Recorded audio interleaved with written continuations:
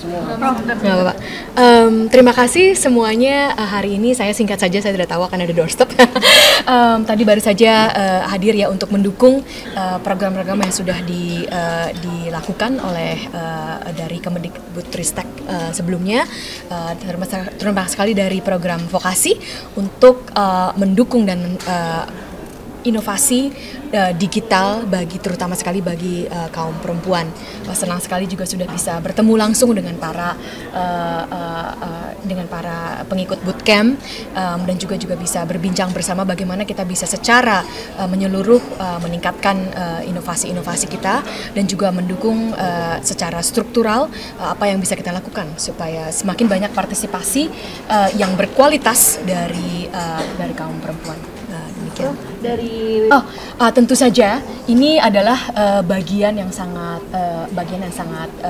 inti dari antara perguruan tinggi dan penggunaan artificial intelligence.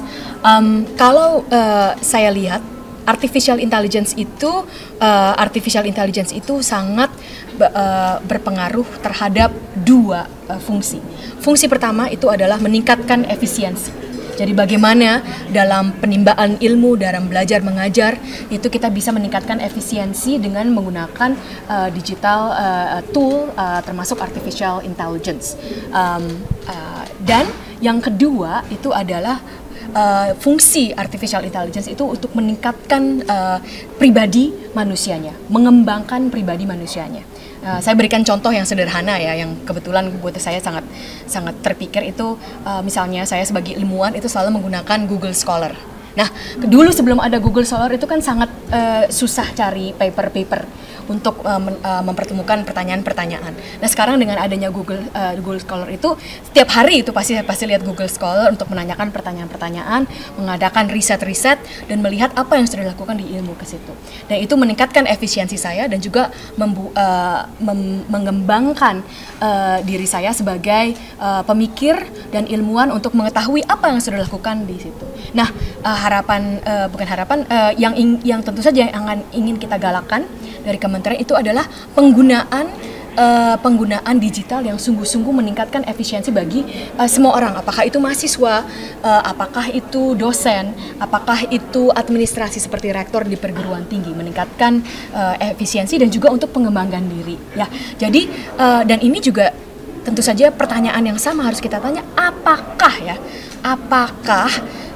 kita itu waktu menggunakan AI itu sungguh meningkatkan efisiensi atau justru menurunkan efisiensi? Kalau terlalu banyak yang harus diupload, terlalu banyak administrasi di app itu justru menurunkan efisiensi. Nah, itulah pertanyaan yang penting.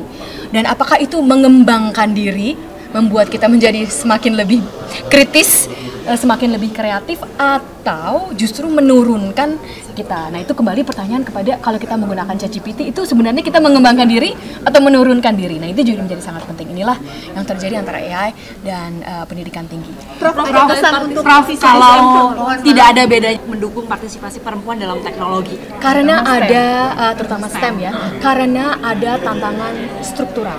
Jadi secara struktural itu kesempatan yang ada bagi perempuan itu lebih sedikit daripada kesempatan yang ada untuk laki-laki. Untuk di pendidikan sebenarnya tidak secara struktural ya. Jadi pendidikan di Indonesia itu diberikan kesempatan yang sama bagi para perempuan dan laki-laki. Namun kalau kita lihat dari segi sosialisasi, misalnya di Indonesia kita masih banyak yang berpendapat bahwa kalau kaum wanita cukuplah sampai situ saja pendidikannya, sehingga tuntutan atau harapan dari keluarga itu biasanya ya udah sekolahnya sampai situ saja.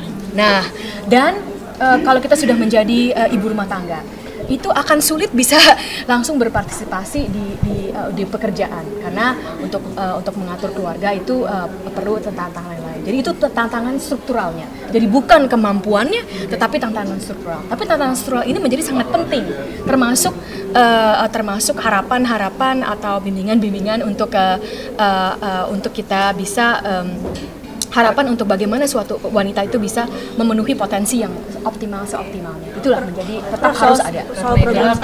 Saya ingin ini termasuk dalam Kemendikti-Saintek untuk meningkatkan inovasi dan pemikiran ini pada tanggal 28 November, hari Kamis ya.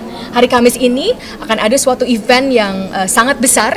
Ini saya mengundang Times 100 Scientist, fisikawan Rob Myers untuk memberikan kuliah umum mengapa kita harus eksplorasi di dunia riset, sains dan teknologi untuk bisa membangun ekonomi negara.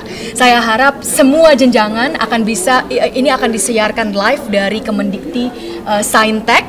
Saya pun juga akan di situ memberikan sambutan, tetapi yang penting sekali ini dari Rob Myers ini akan didatangkan ke Indonesia. Beliau akan datang ke Indonesia, ke Bali tanggal 28 November, dan beliau akan memberikan kuliah umum. Semoga semuanya bisa melihat bagaimana itu sungguh kita bisa membangun ekonomi negara lewat partisipasi dengan pembangunan sains dan teknologi. Terima kasih. Prof, soal unggulan untuk itu AI jauh lebih hebat dari kita manusia.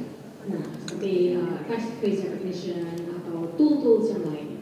Tetapi yang di General Artificial Intelligence inilah yang manusia sebenarnya sampai sekarang pun masih lebih hebat dari AI. Tetapi kembali tantangannya apa? Artificial Intelligence itu yang di General Artificial Intelligence seperti LLM, GPT itu adalah mesin statistik. Maksudnya apa? AI yang seperti LLM yang paling bagus itu mereka mendapatkan data yang sebanyak-banyaknya, dan dari data yang sebanyak-banyaknya itu menghitung dengan algoritma yang khusus ya apakah rangkuman atau rumusan dari data itu. Itulah sebabnya LLM misalnya sangat berguna sekali untuk dipakai misalnya di bidang kesehatan untuk bisa memproses, untuk bisa menjawab pertanyaan siapakah yang kemungkinan akan mendapatkan kanker. Ini bisa dijawab oleh artificial intelligence dengan mengumpulkan data-data dan dari data itu statistik, dan kemudian itu akan diolah oleh algoritma yang bagus dan itu akan memberikan jawaban. Tantangannya apa? Statistik dan data. Jadi kalau datanya itu ada bias, hitungan akhirnya juga ada bias. Nah inilah yang menjadi tantangan